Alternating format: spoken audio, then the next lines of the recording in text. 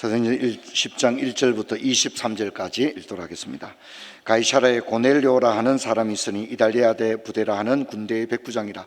그가 경건하여 온 지방과 더불어 하나님을 경외하며 백성을 많이 구제하고 하나님께 항상 기도하더니 하루는 제9시쯤 되어 환상 중에 밝히 보매 하나님의 사자가 들어와 이르되 고넬료야 하니 고넬료가 주목하여 보고 두려워 이르되 주여 무슨 일이니까?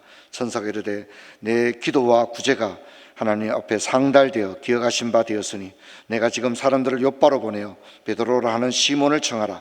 그는 무두장이 시몬의 집에 유숙하니 그 집은 해변에 있다 하더라. 마침 마르던 천사가 떠나매 고넬료가 집안 하인 둘과 부하 가운데 경건한 사람 하나를 불러 이 일을 다 이루고 욥바로 보내니라.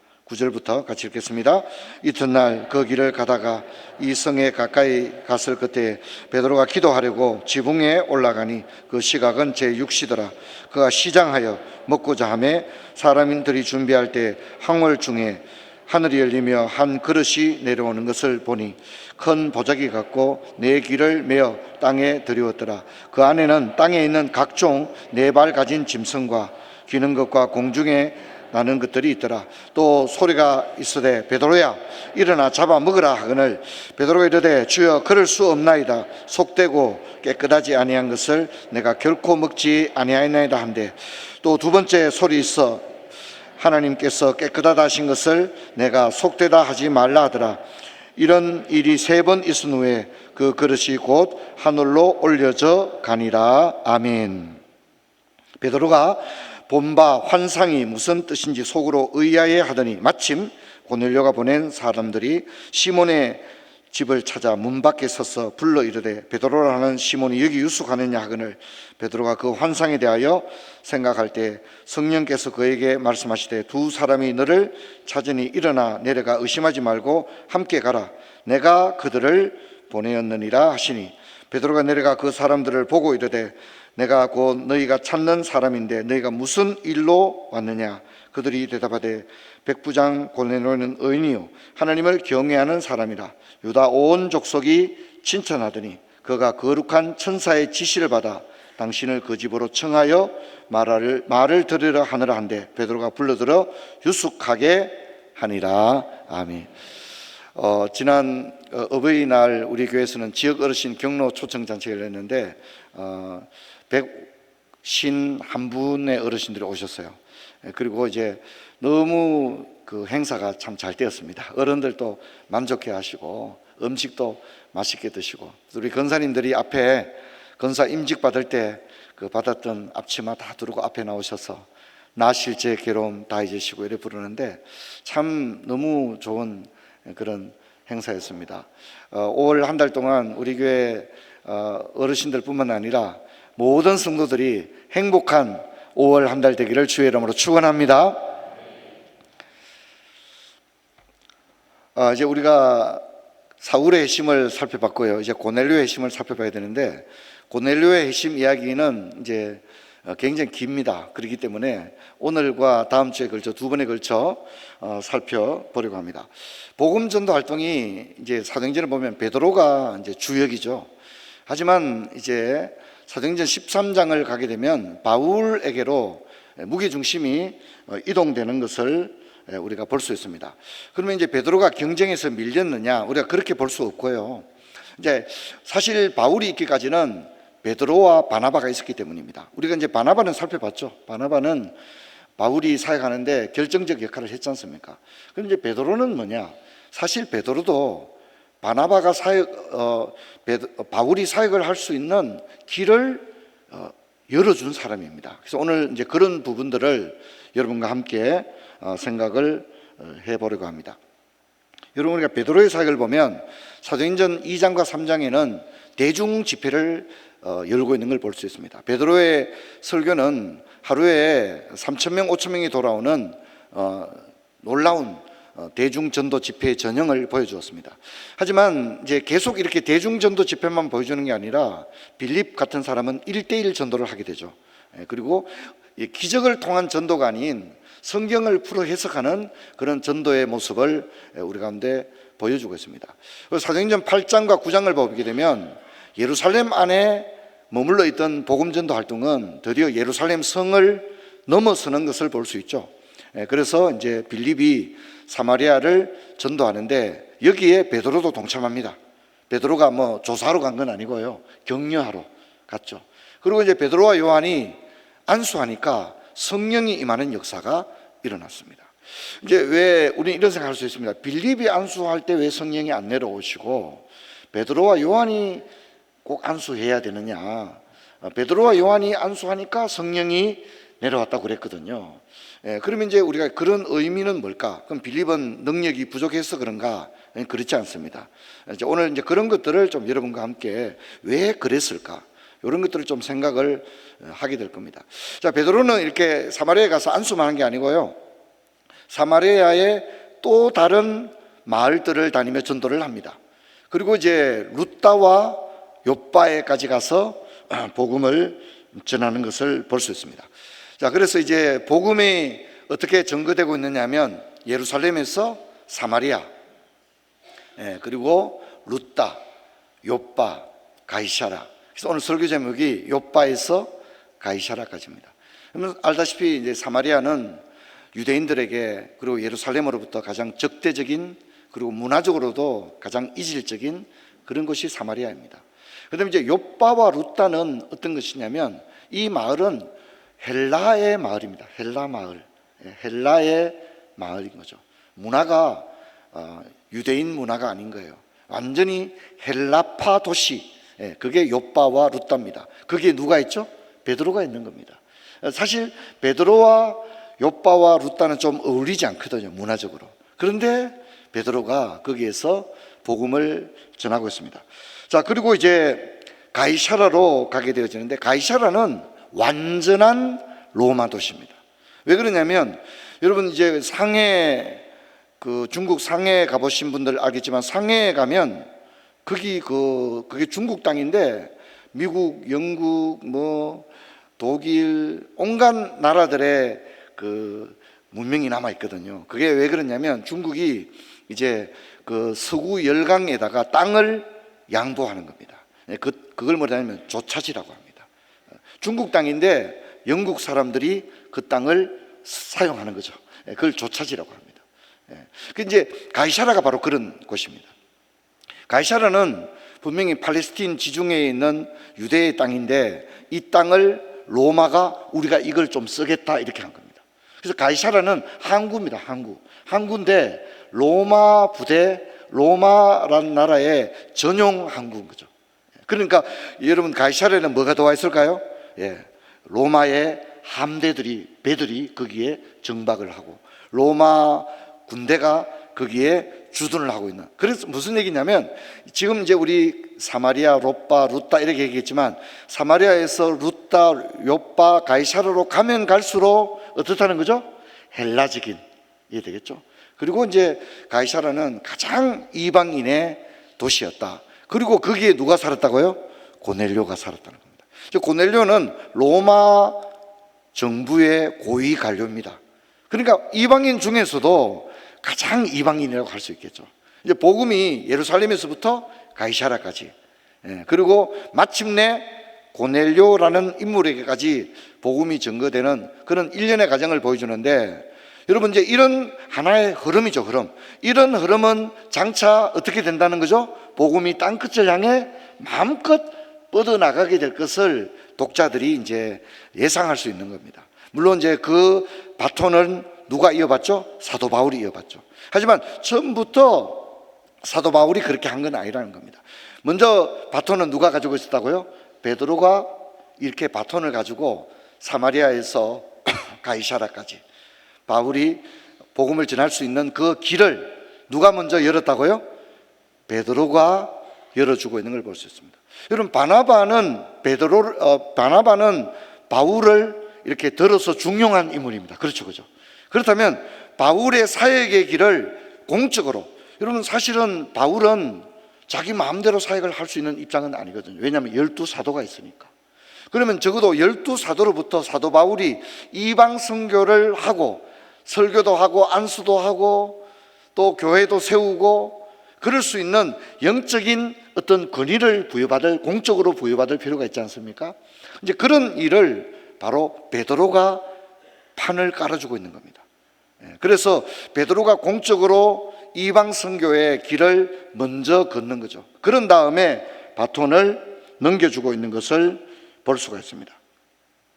여러분, 우리는 오늘 우리가 읽는 장면에서 복음 전거 그냥 열심히 하면 되는 게 아니라 이 하나의 단계가 다 있다는 사실을 알 수 있습니다. 그리고 아무나 할 수 있는 게 아니라 베드로와 요한이 안수할 때 성령이 내려오시고, 이건 뭐냐면 하나님은 무질서의 하나님이 아니라 질서의 하나님이신 줄로 믿습니다. 그래서 복음이 매우 조화롭고 정교하고 그런 영적 질서가 존재하는 것을 이 닥터 루카스는 사도행전을 읽는 독자들에게 하나님의 나라와 하나님의 세계는 결코 무질서한 것이 아니다, 체계적이고 질서가 있다 하는 것을 잘 묘사를 하고 있는 겁니다. 제가 한번 몇 가지 예를 한번 들어봤습니다. 초대교회를 보면 기적이 많이 일어나는데 그 초대교회의 기적을 묘사하는 첫 번째 단락이 사도행전 2장 42절입니다. 1번 같이 읽어봅시다. 그들이 사도의 가르침을 받아 서로 교제하며. 여러분, 초대교회는 상상할 수 없는 기적이 일어납니다. 하지만 그러면 그냥 마음대로 해도 되냐? 아닙니다. 기적이 일어나고 엄청난 대중들이 복음 가운데 돌아오고 도시가 변화되고 그리고 복음이 막 확장되는데, 그런데 질서가 있었다는 겁니다. 여러분, 그렇게 할 때에 가장 먼저 뭐가 등장합니까? 사도들의 가르침을 받았다는 겁니다. 여러분, 이게 중요한 겁니다. 여러분, 우리가 어떤 하나님의 일을 할 때도 막 그냥 열정만 가지고 뛰쳐나가는 게 아니라 사도의 가르침을 받아 교회의 공적 권위 아래서 배우고 또 지도받으면서 그렇게 하나님의 일을 전개하는 것이 하나님께서 선택하시고 기뻐하는 방식입니다. 자, 사도행전 2장 43절 읽어볼까요? 시작. 사도들로 말미암아. 기사 표적이 많이 나타나는데 아무나 막 안수하고 그런 건 아니었다는 겁니다. 모두가 성령의 충만을 받고 역사를 받았지만 아무나 기적을 행한 게 아니라 하나님은 누구를 통하여 기적이 나타나기를 더 원하셨다는 거죠? 사도들을 통하여. 사도가 아니고 다른 사람이 할 수도 있겠죠. 하지만 하나님은 영적 질서를 위해서 베드로가 더 낫다는 말이 아닙니다. 하나님께서 사도들로 말미암아 사도들을 통하여 표적과 기사가 나타나도록 했다는 거죠. 그래서 하나님께서 세우신 교회의 직분에 대한 권위를 하나님께서 세워주고 있는 것을 봅니다. 베드로는 뭐 암만 안수해도 병도 안 낫고 뭐 다른 사람이 안수하니까 병 나면, 여러분 뭐 그걸 가지고 싸우는 건 아니겠지만 하나님께서 베드로를 세울 때는 또한 능력과 권위도 주신 줄로 믿습니다. 우리가 이런 하나님의 마음을 잃는 겁니다. 자, 3번도 같이 읽어볼까요? 시작. 사도들이 손을 통하여 민간의 표적과 기사가 예루살렘에 기적이 많이 나타났지만 그냥 아무나 막 손만 대면 기적이 나타나는 그런 방식이 아닌 사도들을 통하여 하나님은 기적이 나타나기를 원했다는 겁니다. 그래서 우리가 이제 사마리아도 마찬가지죠. 사마리아. 그리고 이제 7명의 일꾼을 세우잖아요. 일꾼을 세우는데 어떻게 합니까? 사도들이 기도하고 그들에게 안수했다, 그렇게 이야기하는 것을 볼 수 있습니다. 자, 그리고 이제 우리가 사마리아에 성령이 임합니다. 빌립이 전도를 했습니다. 많은 사람이 죽게 돌아왔습니다. 그런데 성령을 받는 것은 두 사도 베드로와 요한이 안수할 때 성령이 임했다는 겁니다. 여러분, 이건 왜 그럴까요? 이건 바로 영적 질서 때문이었다. 하나님은 하나님의 나라가 참으로 하나님의 뜻 가운데서 세워지기를 원하시는 줄로 믿습니다. 그래서 교회의 직분을 세우는 것은 그 사람이 다른 사람보다 여러분 모든 것이 뭐 낫기 때문에 세웠다 이렇게 말할 수는 없습니다.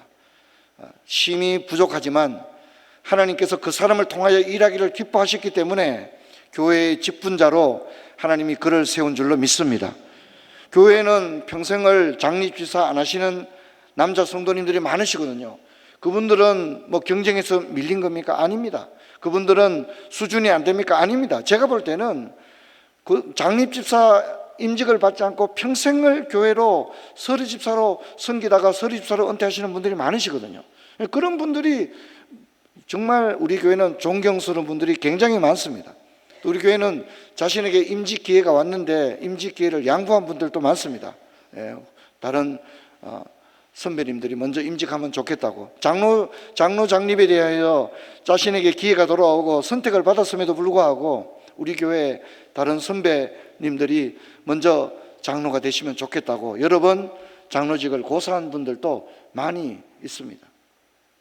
여러분, 그렇기 때문에 우리가 직분에 대한 이해가 필요합니다. 직분을 받으면 신분이 달라진 것도 아니고 남들보다 더 탁월하기 때문에 직분을 받은 것이 아니고, 다만 직분을 하나님께서 그들에게 주시고 그들에게 원하는 것은 하나님은 그들에게서 충성을 원하시는 줄로 믿습니다. 여러분, 이것을 잊지 말아야 됩니다. 어떤 분들은 직분을 받고 난 다음에 더 상태가 안 좋아지는 분들이 많아요. 직분을 받았는데도 서리 집사님들보다 신앙생활 말도 못하게 못하는 분들도 얼마든지 있습니다. 그래서 저는 참 지도자로서 굉장히 조심스러운 부분이 많습니다. 저 직분이 저분에게, 저 가정에게 복이 되어야 될 텐데 저 직분이 오히려 화가 될 수도 있거든요.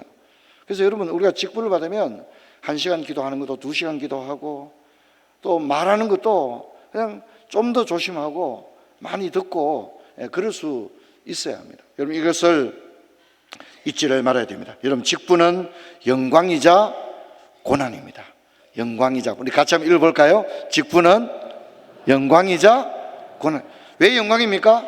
세상에 많은 사람들 중에 나를 예수 믿게 하고, 나는 사실은 교회에서 심히 미천한 자지만 하나님께서 내가 너를 통해 일하고 싶구나, 그래서 나를 직분자로 세워주시는 영광입니다.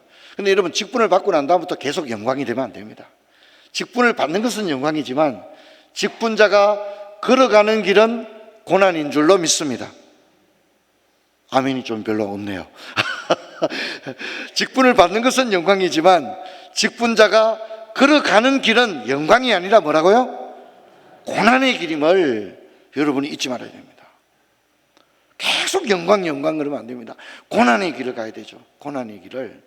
여러분, 직분을 받고서 지금 내가 힘에 버겁도록 고난의 길을 가고 있다라고 생각하면 그분은 참 잘하고 있는 겁니다. 그 직분 받고 난 다음에 나는 고난도 없고 영광만을 얻으려고 한다, 그러면 그것은 선한 것이 될 수가 없습니다.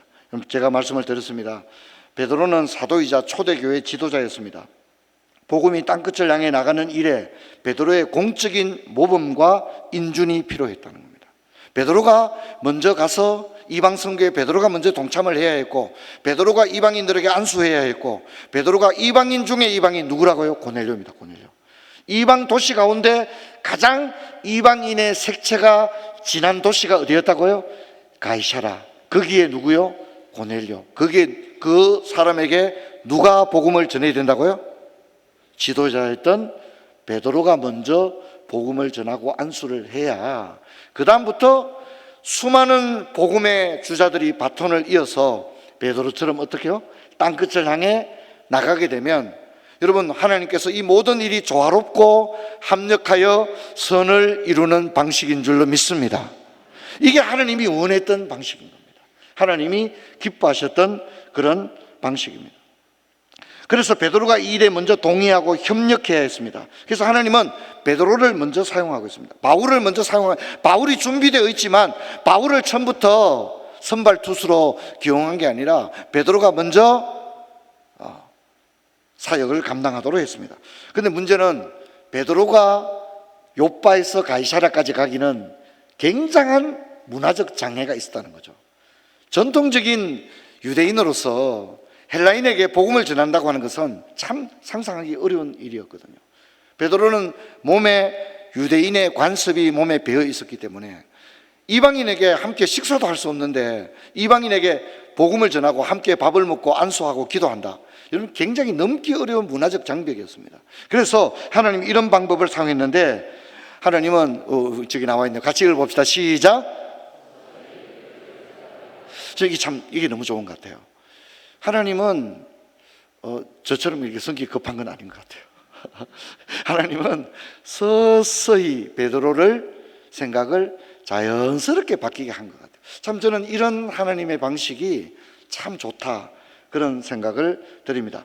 말씀드린 대로 초대교회의 새로운 선교의 문을 연 사람은 헬라파 크리스찬들이었습니다. 특히 스데반과 빌립의 역할이 컸습니다. 빌립은 사마리아의 최초의 복음을 전했습니다. 그리고 그 현장에 베드로와 요한이 눈으로 와서 이방인에게도 성령이 임하구나, 이방인들도 회개하고 돌아와서 주 예수를 믿구나, 그걸 뭡니까? 빌립의 전도 현장에서 베드로가 시청각적으로 깨닫게 하는 겁니다. 하나님이 이방인도 사랑하시는구나, 우리가 받았던 동일한 성령을 사마리아 사람들에게도 내리시는구나. 지금 하나님이 베드로를 뭐 하는 겁니까? 자꾸 오리엔테이션을 시켜가고 있는 겁니다. 오리엔테이션을 시켜가고 있는 것을 보여줍니다. 자, 그리고 베드로가 환상을 보는데, 베드로가 환상을 예루살렘에서 봤습니까? 요빠에서 봤습니까? 잘 모릅니까? 베드로가 환상을 요빠에서 봤죠. 예루살렘은 유대의 색채가 진한 도시였어요. 하지만 요빠는 제가 무슨 도시라고 했죠? 헬라 도시입니다. 헬라 도시. 하나님께서 환상을 보게 하실 때도 예루살렘이 아닌 요빠에서 환상을 보여준 거예요. 제가 이제 30년 넘게 우리 교회를 이렇게 개척해서 처음에 고등학생 둘이서 첫 예배를 드리고, 우리가 IMF 가정을 지날 때 저희 부부를 포함해서 성도 수가 10명이 채 되지를 못했습니다. 진짜 작은 교회였죠. 방촌동에서 여기 성서로 IMF 지나고 2000년도에 여기 성서로 옮겨올 때도 10명의 식구가 대구 끝 방촌동에서 대구 끝 이 성서로까지 그렇게 옮겨왔습니다. 그리고 제가 30년 동안 목회하면서 저는 3주일 맞으면서 제 마음에 어떤 생각이 드냐면 진짜 믿어지지가 않는 거예요. 지금 우리 교회가 이렇게 아름다운 예배당도 있고, 우린 예배당이 없어서 참 어려움을 많이 겪었던 교회였고, 상가에 12년 동안 상가에 있었던 교회였거든요. 근데 생각지도 않은 여기 무당집, 동네 제실, 당산나무, 또 서당 땅을 사서 예배당을 짓고 도서관을 짓는 것은 저는 기적인 줄로 믿습니다. 기적이라고 봐요. 저는 교회를 이렇게 올 때마다 한 번씩 이렇게 옥상에도 올라가서 이렇게 보면 이 달구벌대로 이 끝이잖아요, 그죠? 달구벌대로 대구가 시작하는 관문이거든요. 근데 여기 이제 처음에 이 예배당이 들었을 때 건축 허가가 잘 안 났어요. 이제 이 허가 관청에서 얘기는 여기가 대구의 입구라는 거죠. 관문이에요. 여기 대구로 들어서는 곳인데, 들어서자마자 뭐부터 보인다는 거예요? 예배당부터 보이는 게 자기들은 좀 부담스럽다는 얘기를 솔직히 했어요. 그래서 이제 우리가 설계도를, 이 예배당 설계도를 제출했을 때 설계도가 거부당했어요. 거부당한 이유는 뭐냐면 십자가가 너무 높다는 거예요. 십자가 종탑이 너무 높고 들어오자마자 뭐부터 봐야 된다는 거예요? 십자가를, 저 종탑을 봐야 된다는 거예요. 그리고 교회 위치가 신호등이 다 걸리는 곳이기 때문에 보기 싫어도 매일 교회를 보고 가야 되는데, 종탑이 저렇게 높고 십자가 저렇게 크면 도시 미관상 곤란하다는 거예요. 진짜 그랬습니다. 그래서 우리가 건축 허가를 거부당했습니다. 근데 우리는 안 되겠다. 우리는 설계대로 해야 되겠다. 설계대로 종탑을 올리고 십자가를 저렇게 해야 되겠다. 구청에서는 그렇게 하면 건축 허가 못 내주겠다. 쌍방간에 이렇게 충돌이 일어나서 합의점에 이르지 못했어요. 그래서 어떻게 됐을까요? 건축심의위원회가 열렸어요. 건축심의위원회가 있습니다. 대구시 안에. 그래서 쌍방간에 의견이 서로 이제 충돌이 나면 건축심의위원회에서 판결을 해주는 겁니다. 종탑을 뭐 절반으로 해라든지 그대로 해라든지 그런 판결을 건축심의위원회가 해주게 되는데, 그게 이제 우리가 출두해서 그분들 얘기를 들었는데, 구청에서도 대표자가 가고 저도 가서 이제 건축심의위원회를 했는데 기적이 일어난 거예요. 그분들이 뭐라냐면 예배당은 예배당답게 짓고 절은 절답게 짓고 학교는 학교답게 짓는 게 좋다, 이런 판결을 내렸습니다. 여러분 박수로 영광 한번 올리십시다. 그래서 여러분은 뭐 교회를 보면 뭐 그런가 보다 이래 볼죠. 저는 참 너무 늘 그냥 감격스러운 거예요. 왜냐하면 저 종탑이 저 반밖에 안 될 수도 있었거든요. 아니면 십자가 안 보이게 할 수도 있었거든요. 근데 거기다가 건축심의위원들은 뭐라 했냐면 교회가 잘 보이도록 간접 조명을 많이 해가지고 밤에도 잘 보이도록 해라. 그래서 우리 없는 돈에 건축 간접 조명 막 달고 이런다고 돈도 많이 들고 그런 일들이 있었습니다. 환경이 중요하다는 겁니다. 환경. 제가 이제 30년 사역하면서 우리 교회에서 뭐 제자 훈련하고 이것도 중요하지만 선교지에 나가서 선교지를 직접 밟으면서 그 선교지에 가서 예배드리고 전도하고 여름 성경학교 하고 이렇게 할 때에 진짜 성령께서 그 우리의 강팍한 마음에 강력히 역사하는 것을 진짜 제가 많이 느꼈습니다. 우리 작년에 고등부들도 네팔 다녀왔는데 진짜 얼마나 아름다운지 모르겠어요. 하나님께서 예루살렘에서 환상을 보게 할 수 있습니다. 베드로가 예루살렘에 있어도 하루 3번씩 기도했습니다. 하지만 욥바에 와서도 기도했어요. 제6시. 그런데 욥바에서 환상을 보여주었습니다. 때로는 환경이 우리의 마음의 문을 열어주게 됩니다. 자, 근데 우리가 이걸 보게 되면 환상을 베드로만 본 게 아니라 고넬료도 같이 봤는데 사실상 두 사람이 환상을 동시에 봤다는 겁니다. 전도 대상자와 전도자에게 동시에 환상이 임했다는 특징이 있습니다. 이건 뭘 의미하냐면 빌립에게 내시를 전도할 때도 하나님이 빌립에게 강권적으로 빨리 예루살렘에서 가사로 내려가는 길에 빨리 가라. 거기에 한 사람이 성경을 읽고 있다. 가까이 가니까 마차가 가고 있는데 마차에 가까이 다가가라. 가까이 다가가니까 이사야 53장 1년 소리가 들린 거죠. 마치 하나님께서 빌립에게 내시를 전도하기 위해 강권적으로 역사했던 것처럼 고넬료를 전도하기 위해 고넬료와 베드로에게 동시에 똑같은 환상을 주는 역사를 일으켰습니다. 그래서 고넬료는 환상을 보고 난 다음에 사람을 욥바로 보내어 베드로를 청하라 그랬고요. 베드로에게는 일어나 의심하지 말고 너를 찾아온 그 방문자를 따라가라. 그 사람들은 내가 보냈다. 이렇게 얘기합니다. 뭔 얘기죠? 굉장히 강권적이라는 사실을 알 수 있습니다. 여러분 지금도요, 전도하는 일에는 하나님이 이처럼 하나님의 강권적인 개입이 있는 줄로 믿습니다. 강권적인 개입이 일어나는 겁니다. 환상을 본 사람은 두 사람이지만 명령을 내리는 분은 성령 한 분이시므로 혼란이나 문제가 제기되지 않았습니다. 이 환상과 만남을 재구성을 해보면요, 제9시 기도 시간에 가이사랴에서 고넬료가 먼저 기도를 했습니다. 자, 그러자 하나님은 사람을 욥바로 보내어 베드로라는 사람을 청해라고 말합니다. 자, 그래서 경건한 사람과 하인 둘이 욥바로 갑니다. 그리고 이 사절단이 욥바 성에 가까이 왔을 때 요때 그러니까 이제 기차가 동대구역에 막 도착할 쯤에 그때 또 바톤을 이어서 누가 기도했다고요? 예, 베드로가 기도하는 거예요. 베드로가 기도하는데 우리가 금방 본 보자기 환상을 보게 되었습니다. 환상을 봤죠. 베드로가 환상을 다 본 다음에 이 환상이 뭔 뜻인가 의아해할 때 이 무두장이 집에 고넬료가 보낸 사람들이 딱 도착하는 겁니다.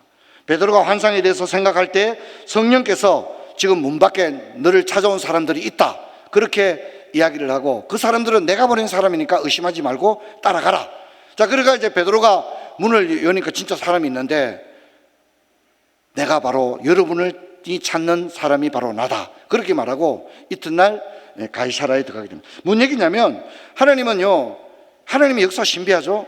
고넬료, 베드로, 하인, 베드로가 환상을 다 봤을 때 바로 집 앞에 딱 도착하고 마치 내비게이션을 보는 것처럼 위성사진으로 진행되는 전시 상황실처럼 한눈에 파악하고 모든 만남과 진행이 기가 막히게 정교하게 맞아 들어가고 있는 줄로 믿습니다. 이게 하나님의 역사입니다. 여러분, 우리가 한 영혼을 전도하려고 마음을 먹으면 성령께서는 완전 인공위성 사진을 펴놓고 보듯이 이해되겠죠? 절묘하게 생각나게 하고 의아해하고 그런데 사람을 딱 붙여주고 마음의 문을 열어주고 이런 역사를 일으키는 겁니다. 여러분, 우리는 한 영혼을 향한 그분의 열심, 그분의 일하심이 보게 됩니다. 여러분, 우리가 전도 현장에 나가게 되면 동일한 역사가 일어날 줄로 믿습니다. 이걸 잊지 말아야 됩니다. 여러분, 베드로가 본 환상은 뭡니까? 유대인의 비늘이 벗겨지는 순간이다. 베드로는 유대인의 전통을 가지고 있고 정결의식에 따라 먹으면 안 되는 음식이 있거든요. 짐승이 있거든요. 근데 그걸 먹으라고 그러니까 주여 그럴 수 없나이다 그렇게 말했지만 베드로는 이 환상을 통하여 유대인으로의 환상의 비늘이 벗겨졌습니다. 하나님은 베드로에게 일어나 잡아먹으라. 베드로는 그럴 수 없나이다. 하나님께서 깨끗하다 하신 것을 네가 속되게 하지 말라 이렇게 말합니다. 여러분, 이 대화를 보면요, 마치 환부를 정확하게 도려내듯이 베드로의 의식과 신념과 전통과 경험 속에서 복음 전도에 방해가 될 만한 그런 것을 핀셋으로 딱 집어서 그 부분을 타격하고 있습니다. 일어나 잡아먹으라. 그럴 수 없습니다. 내가 깨끗하다고 하지 않느냐? 이렇게 말함으로써 베드로의 그 모든 경험과 확신을 일순간에 무너뜨리고 이방 선교를 위하여 어떤 장애물도 남기지 않는 것을 볼 수 있습니다. 자, 마지막입니다. 그래서 이방인에 대한 베드로의 생각이 바뀌게 되었고요, 전도를 위해서 하나님은 전도자를 준비시킵니다. 우리 같이 읽어봅시다. 전도를 위해서 하나님은 전도자를 준비시킵니다. 고넬료를 전도하기 위해서 하나님은 베드로의 생각을 바꾸어 놓고 베드로를 강권적으로 인도하는 걸 볼 수 있습니다. 여러분, 이제 우리가 5월 31일 이제 하루입니다. 하루 2부 3부인데 여러분, 지금부터 가족들, 안 믿는 가족들, 부모, 형제, 동기들, 여러분 직장 동료들, 이웃들, 과거에 함께 신앙생활을 했다가 지금은 신앙생활을 쉬고 있는 분들, 여러분 그들을 모두를 주님은 이 자리로 돌아오기를 원하시는 줄로 믿습니다. 그래서 여러분, 우리가 할 일은 그거 내가 어떻게 하지? 근데 여러분, 기도하고 전도해보면요, 하나님께서 준비된 영혼은 이 자리로 인도할 줄로 믿습니다. 그래서 이번에 5월 31일 우리 30주년 맞는 올해에 참 많은 분들이 이 자리에서 복음을 듣는 복된 역사 있기를 주의 이름으로 축원합니다. 자리에서 일어나겠습니다. 아버지, 감사합니다. 오늘 고넬료를 전도하기 위해서 하나님은 베드로를 준비시키고 있는 장면을 읽었습니다. 저희들 또한 5월 31일 새생명 축제를 위해서 한 영혼에게 다가가고 기도하고 그들의 손을 잡아 강권적으로 말씀을 듣는 이 자리로 인도하는 저희들 되게 하여 주옵소서. 주 예수 그리스도 이름으로 기도하옵나이다. 아멘.